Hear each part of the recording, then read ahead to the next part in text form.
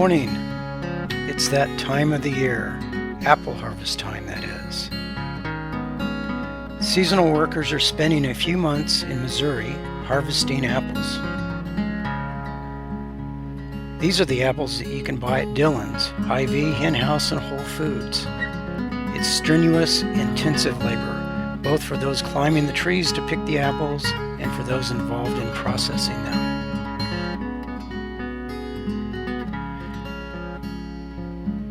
The families that follow the harvest and their children attend local schools while they are here.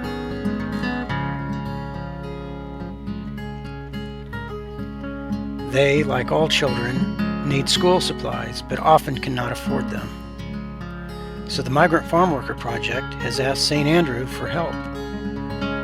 We're on a quest to raise the money to purchase 65 backpacks stuffed with needed school supplies. Look at these faces of the children as they selected their backpacks last year.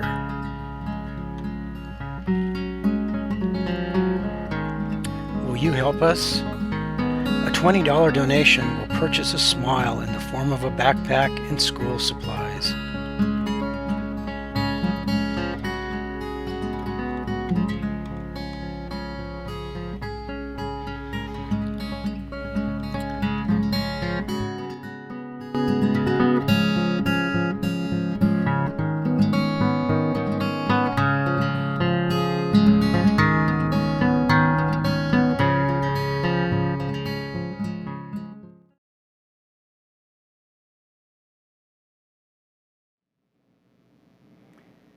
Good afternoon, St. Andrew Christian Church.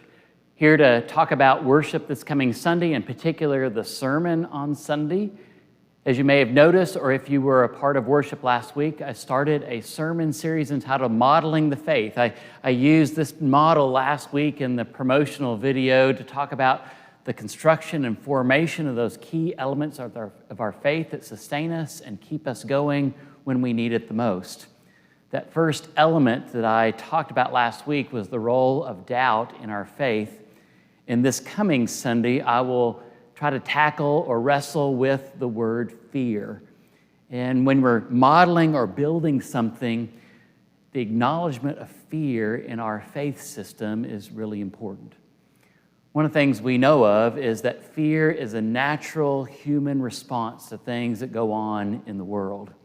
When it comes to our faith tradition, how we respond to fear, where fear comes from, how fear is generated makes a huge difference in terms of how someone connects fear to their faith construct. And so this Sunday, we will talk about fear specifically. We will explore Gospel of Luke, chapter 24. And as we saw last week and this week, this is a post-resurrection story. And it's interesting that in both texts, doubt and fear are almost tied together in these responses to Jesus being killed and this wrestling with, beginning to understand, and claiming a faith of resurrection. And so as we dealt with doubt last week, we will tackle the other half of that initial response of the resurrected Jesus, of what the role of fear is and how fear can be a help versus a hindrance to how we build our faith that sustains us. So I hope you'll join us on Sunday as we reflect on fear, as we reflect on ways to respond to fear that engender love and grace and peace.